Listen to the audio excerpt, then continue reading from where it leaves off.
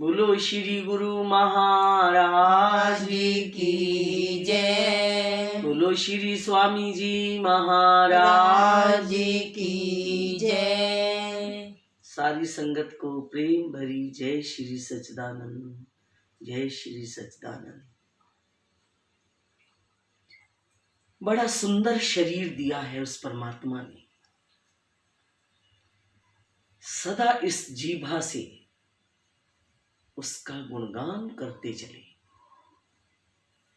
कभी इस जीभा पर उस परमात्मा की शिकायत ना हो, क्योंकि शिकायत परमात्मा से दूर ले जाती है और गुणगान परमात्मा के नजदीक ले जाता है। देखिए, उसकी देन की तो कोई कमी है नहीं, बहुत कुछ दिया है, हर सुख का साधन दिया है। इतना दुनिया में और कोई देने वाला भी नहीं है। अगर कहीं कभी कोई कमी आती है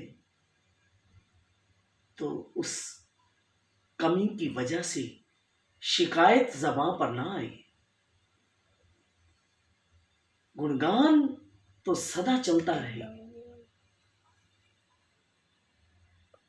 क्यों? जितना कुछ दिया है उसके लिए धन्यवाद, उसका गुणगान तो करना चाहिए। अगर शिकायत करेंगे तो जो प्रेम की लहरें आती हैं वो भी बंद हो जाएंगी।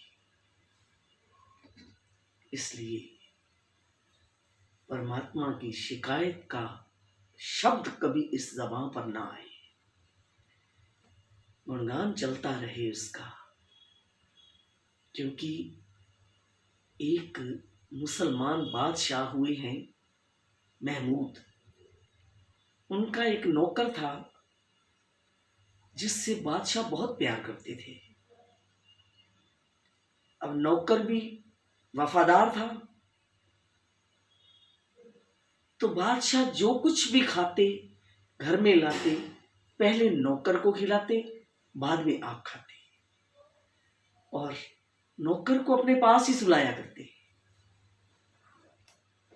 तो नौकर भी बड़ी सेवा करता, बड़ा प्रेम करता बादशाह से, बड़ी वफादारी रखता। एक दिन शिकार खेलने के लिए बादशाह जंगल में गए और नौकर को भी साथ ले गए, क्योंकि जहां जाते थे ना नौकर को साथ ही ले जाते थे। जंगल में गए, बहुत दूर निकल गए और राह भटक गए, तो भूख लगी बड़ी जोरों से, कहीं कुछ दिख नहीं रहा। आखिर में नजर लगाते लगाते एक वृक्ष के ऊपर एक ही फल लगा हुआ देखा। उस फल को बादशाह ने तोड़ा, चक्कू निकाला, उस चक्कू से उस फल को काटा। एक टुकड़ा काटा, पहले नौकर को दिया, क्योंकि सदा देते थे, जो मिठाई फल उनके पास आता पहले नौकर को खिलाते थे। तो उस फल का एक टुकड़ा काट कर और नौकर को दिया। नौकर ने खाया, फिर हाथ किया कि और भी दो मुझे। दूसरा टुकड़ा भी बादशाह ने नौकर को दे दिया, वो भी खा लिया उसने। तीसरा टुकड़ा लेने के लिए फिर हाथ किया, फिर भी बादशाह ने तीसरा टुकड़ा भी दे दिया, तो खा लिया नौकर ने। अब एक टुकड़ा बाकी बचा है, तो नौकर ने फिर हाथ किया, ये भी मुझे दे दो। तो बादशाह कहते अरे मुझे खाने दे, ये तो मुझे खाने दे, मुझे भी बड़ी जोरों से भूख लगी है। कहते नहीं बादशाह, ये भी मैं ही खाऊंगा। बादशाह कहते अरे जिद ना कर, ये मुझे खाने दे। कहते नहीं। जबरदस्ती बादशाह के हाथों से ले लिया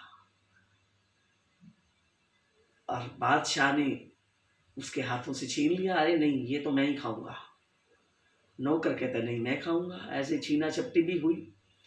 आखिर में बादशाह ने चौथा टुकड़ा जो था वो नौकर को नहीं खाने दिया और स्वयं खाने लगे।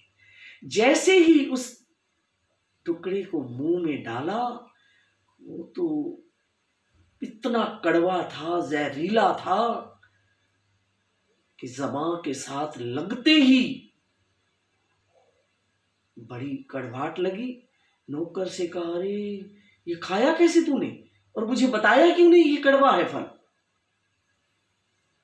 और पूरा खा गया, और ये भी खाने के लिए तैयार था, मुझे नहीं खाने दे रहा था।